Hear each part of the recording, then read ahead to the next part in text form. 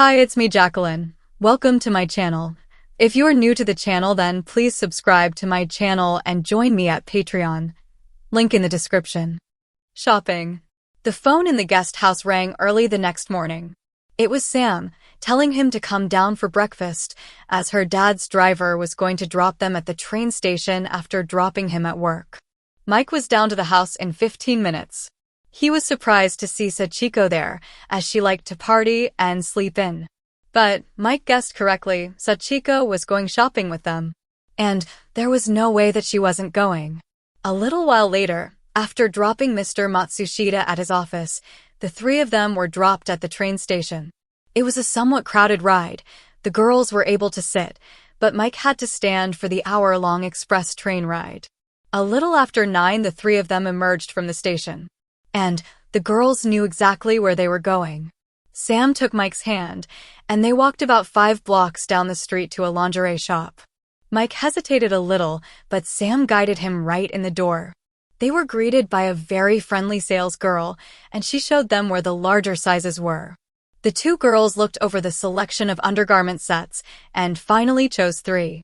They towed Mike to the back of the store where the changing booths were. Mike said, "I can't go in there." "Yes, you can. They have men in here all the time." "How do you know?" I called and asked. "Oh, great. The sales girl knows that these are for me." "Yes. Now go in there and put these on," Sam said, as she handed him the 3 sets. Mike took the 3 sets and, shaking his head, went into the changing room. A few minutes later, he called Sam to come and look. She opened the door, and both girls looked at the first set. Sam examined it closely for a proper fit, and they both agreed that it was nice and fit him well. Sachiko whispered something to Sam. Sam smiled and asked Mike, "What do you use to fill out the cups when you dress?"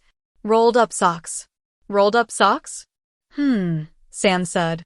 Then thinking, that won't do, she said something to Sachiko, who then walked over to the nylons and came back with a couple of packages. Sam opened them and said, "Here, try these for fillers," handing Mike the nylons. Mike placed a couple nylons in each cup and it helped, but wasn't quite right. Sam thought, "We'll work on that later, as well as the bulge in the panties." "Okay," Sam said, "that set looks good on you. Try on one of the others." In the end, Sam decided that they were taking all 3 sets, with Mike saying, "I don't need 3 sets of panties and bras. A girl can't have too many." Mike just shook his head and went back in and changed back into his male clothes. They placed the 3 sets and nylons on the counter and received a polite bow and smile from the sales girl. They then walked around the store looking at other things. A garter belt set caught Sam's eye. She picked it up, held it to Mike, and smiled.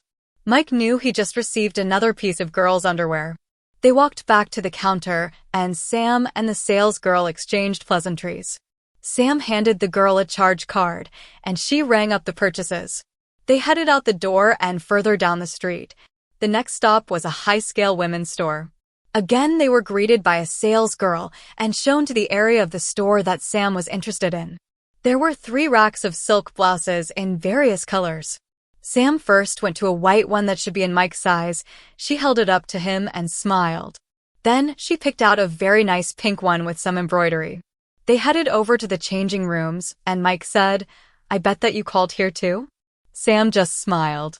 Mike put on the first one and walked out the changing room door. Sam took one look at him and shook her head, saying, "No, no, no. A girl doesn't button all the buttons. Unbutton the top too." Mike did as she said. And then she added, "That's much better. And that looks fantastic on you." Next they went over to where the skirts were. The girls looked and looked. Finally, Sachiko called Sam over and showed her a skirt. She held it up. It was a pleated skirt, made of a dark red plaid cloth, the style schoolgirls wore. Mike was again led over to the changing room. After a few minutes, he opened the door and said, "I can't get it zipped all the way." Sam frowned a little, had Mike turn around, and tried the zipper. It wouldn't go all the way up.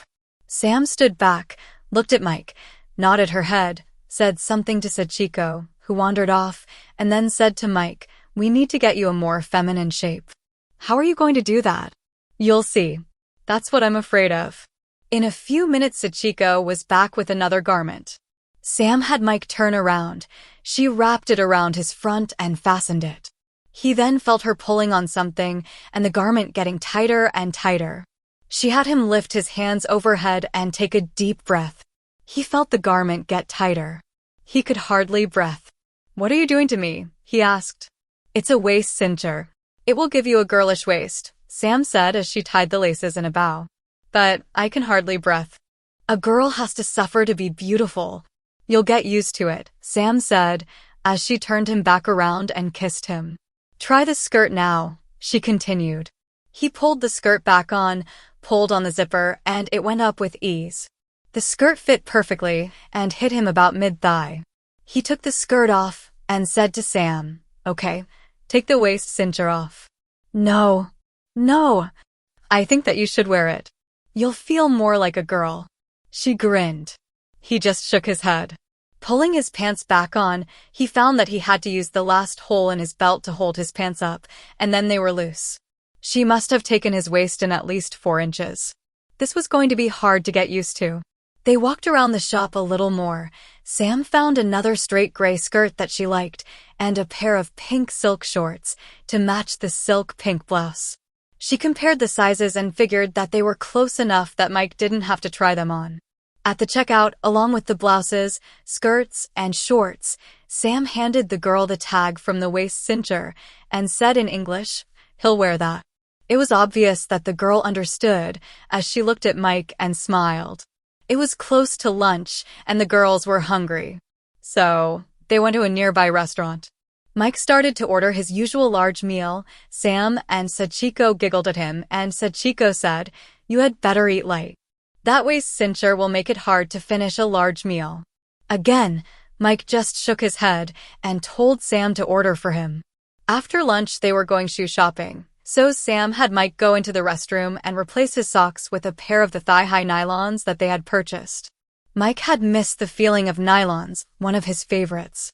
They left the restaurant and went looking for a certain shoe store. Mike was carrying all the packages and his arms were getting tired. So, as they passed the train station, Sam decided to rent a locker and place their purchases in it until they were done. They found the shoe store down one of the side streets. This store had a good selection of larger sizes, even though Mike's feet weren't that big. Mike tried on about a dozen pairs with the help of the salesgirl, who was having great fun. In the end, they chose 3 pairs, a pair of brown leather slide-on sandals with 2.5-inch heels, a pair of black chunky 3-inch heels with ankle straps, and a pair of dark blue Mary Janes with ankle straps. When they were done, Mike asked Sam, "How much more? Getting tired?" "A girl has to learn to love to shop." She kissed him. "One more stop." They left the shoe store and headed further down the side street. Then left on the next one, with Sachiko in the lead, as if she knew where she was going. One more turn and they were in front of a wig shop. Sachiko said, "I've purchased a couple of my club wigs here, and they have a great selection." As usual, when they walked in, they were greeted by a salesperson, this time a man. Sam told him what she was looking for. He looked Mike over and went and picked a few wigs from the shelves. Mike sat at a booth with mirrors on 3 sides, and the man carefully placed a wig cap over his head. He then carefully placed a long blonde wig on Mike's head and fussed with it for a few minutes. Mike then modeled it for Sam and Sachiko. This went on until he had tried on a dozen wigs. Sam loved him in 2 of them, a straight-back one with a flip just above his shoulders, and a dishwater blonde one that had a nice wave and flip. She had the man cut and style them for Mike's face. So, in a way, Mike had his first taste of a beauty shop. Both wigs were placed on wig forms and carefully placed in tall boxes. As Sam paid the man, Mike noticed the total cost. Those were 2 very expensive wigs. Mike said, "You can't be serious. These are too expensive." "Honey, I want the best for you. Besides, Mom handed me the card this morning and said, 'Have fun.' And when she says that, she means it." "I don't know how much you've spent, but I do know those 2 wigs were very expensive. Your father is going to kill us. He won't know. Mom takes care of all the money."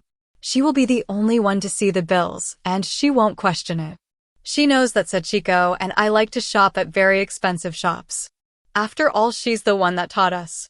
But you don't know if you'll like me when you see me dressed or not. Yes, I know. Okay, have it your way. You're going to anyway. Mike was beginning to see who was going to be the boss in this relationship. They were finally done. It was close to 3, and if they hurried, they could catch the 3 o'clock train back home. They rushed to the station, with Mike again loaded down under a number of packages, stopped at the locker, retrieved their other packages, and just made the train. At least this time there was a place for Mike to sit, and room for the packages on an adjoining seat. Mike was tired and slept, while the two girls chatted during the hour-long trip home. Sam had called the driver on her cell phone, and he met them at the station. When they arrived back at the Matsushita home, the 3 carried all packages to Mike's bedroom and laid all the purchases out on his bed. He just couldn't believe all the things, pretty things, that they had bought. Sam made room in one of drawers for some of the items, and the other things were hung in his closet. The 2 wigs were placed on a shelf in the closet and carefully covered. When everything was put away, Sam said, "Honey, Sachiko has a present for you." With that, Sachiko removed a box from a final bag and presented it very formally to Mike, saying, "A present for my new sister." It was a white box tied with pink ribbon. Mike accepted it as formally as Sachiko presented it. He carefully unwrapped it and opened it. Inside was a very pretty painted wooden box with Japanese characters on it. He opened that, and it was a complete makeup kit. Complete with brushes, lipstick, eyeshadow, everything a girl would need. Mike said, with a bow, "Thank you very much, Sachiko. But you really shouldn't have." "Oh yes, these will help you look prettier than you are." "Thank you very much." Michelle. After dinner, as had become their custom, Mike and Sam sat in the garden and talked. It was going on to sunset when Sam said, "Will you dress for me tonight?" "Yes." Sam got up, took Mike's hand, and they walked to the guest house and to Mike's bedroom. She curled up on his bed to watch, the first of many times to come. He walked over to the chest of drawers, removed a white bra and panty set, and looked at Sam for approval. She smiled and nodded her approval. He removed all of his clothes, except the waist cincher and nylons. He started to pull on the panties, and she stopped him, saying, "Put the garter belt on first, then the panties over that." He took the garter belt out of the drawer, put it on, and attached the nylons to the garters. He then pulled the panties up over the nylons and garter belt. Then he slipped the bra straps over his shoulder, reached behind him, and fastened it. Sam said, "You've done that before." He just grinned. He then took a couple pairs of nylons, stuffed them into the bra cups, looked at Sam, and said, "Well, not too bad. But we have to do something about that bulge in the panties."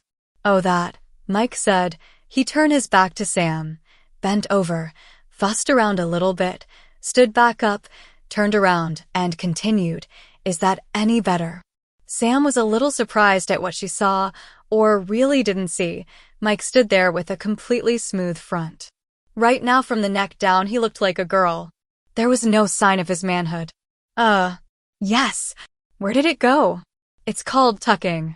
My 2 little friends are up inside, my penis is back between my legs, and the panties are tight enough to hold it all there." "Interesting. What outfit do you want me to model?" "How about the white blouse and plaid skirt?" Mike went into the closet and came back with the blouse and skirt. He slipped the blouse on, buttoned it, remembering to leave the 2 top buttons undone. Then he stepped into the skirt, pulled it up, and zipped it with no problem. "Now the blonde wig. Help me with it?" "I've never worn one before." Sam got off the bed, retrieved the blonde wig from the closet, and set it on the dressing table. "Sit down," she said. Mike sat on the bench. Sam placed a wig cap over his head, then the wig over the wig cap, carefully adjusted it and brushed it out. Looking at his reflection in the mirror, she liked what she was seeing. So, did he. Now some makeup. "I'm going to need help again. I've never done it before either." He had, and it had turned out awful. He would have asked for her help anyway, as he enjoyed her help. "Okay, turn around, so I have some light." Please subscribe for the next part and visit my Patreon page for early access.